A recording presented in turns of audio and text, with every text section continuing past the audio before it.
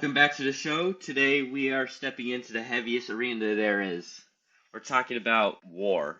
It's specifically the invincible war that happens at our heads before a single shot is even fired. And we think about, if it's worth it or not. And if so, why is it that two people can look at the exact same conflict, the same map, the same tragedy, and one sees a noble crusade for freedom, while the other sees, oh, you are a war criminal, imperious. So if you think that's just about who has better facts, well, you aren't just paying attention to the first few episodes of this series. Today we're diving into a deep transcript of the multifaceted architecture of conflict. We're breaking down the neuropsychology of identity, the dark art of media framing, and the moral calculus that makes us support or oppose the unthinkable. So, let's start with the foundation, identity, which is your brain doesn't look at war as just this neutral observer, but it looks at it through a lens of who am I and who are my people.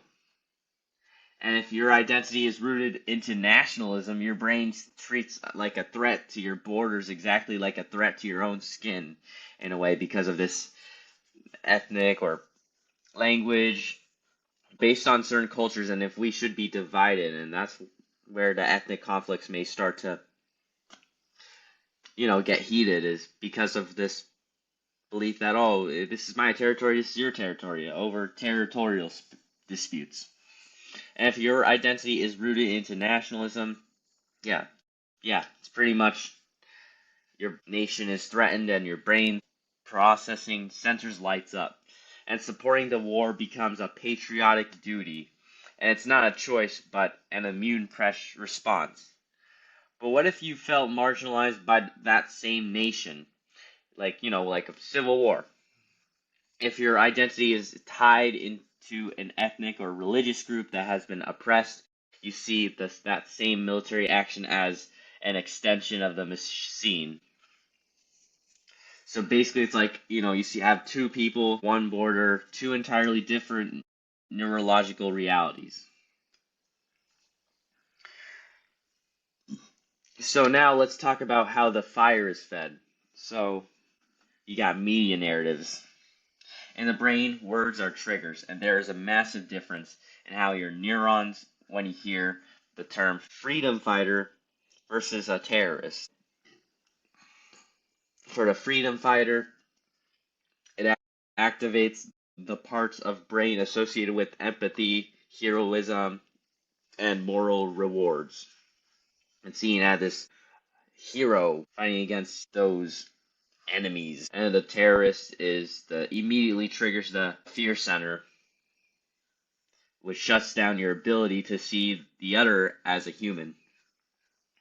And this is called framing, and media outlets don't just tell what to think, but they tell you how to feel about what you're thinking.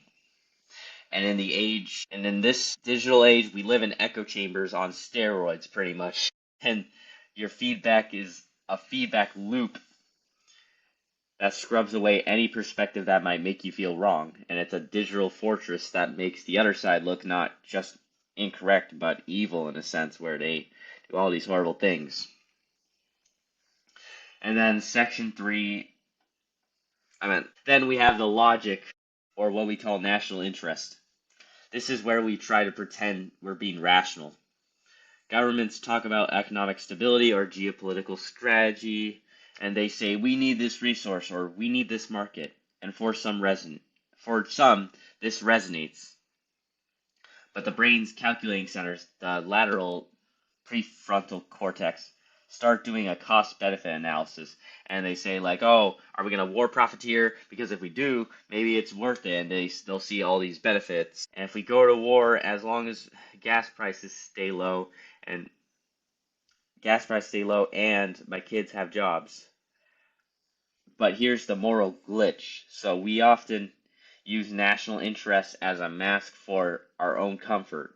And it's much easier to support a war when the costs are abstract numbers on a screen and the benefits are in your bank account.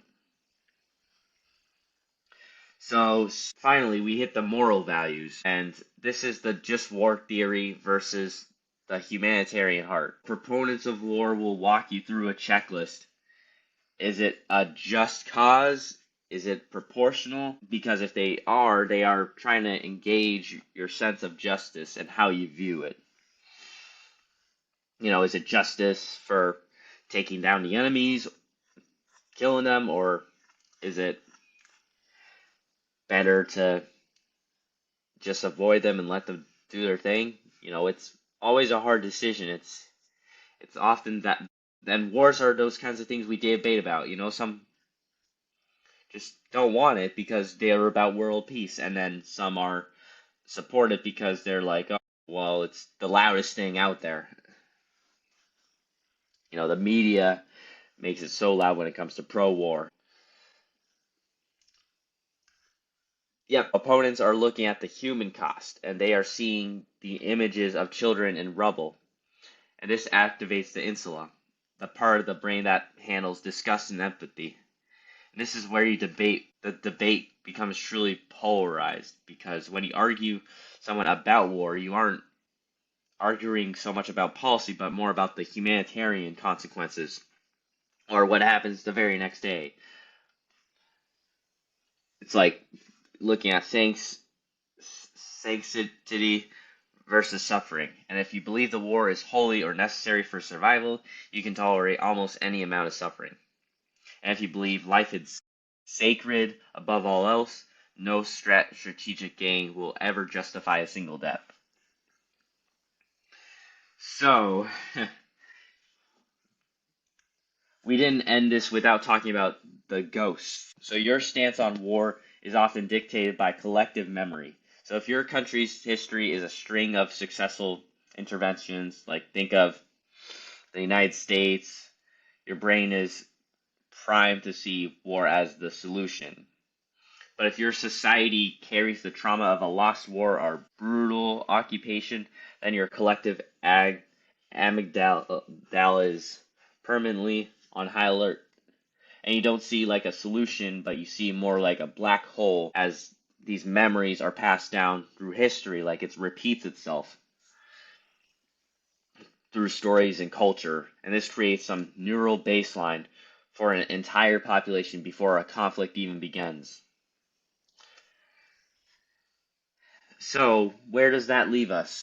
Support or opposition to a war is more about being based on your media diet or identity, your economic status, or your ancestors' ghosts, and sometimes we may oppose it because it affects like a war can affect has negative consequences for world economies, such as high inflation or higher gas prices, as we may see right now, and in general, pretty much. So if we want to have a real conversation about peace, we have to stop telling each other, we gotta love each other in a way, and stop being so much about, oh, they're terrible, because sometimes we have to look at their side and see, like, what did they do to us that makes us feel this way? We have to start asking ourselves, what part of your identity is being threatened right now, and who told you that story? Because until we understand why behind a nope, we're just another set of voices in the echo chamber. I'm your host. Think for yourself, but understand how you think.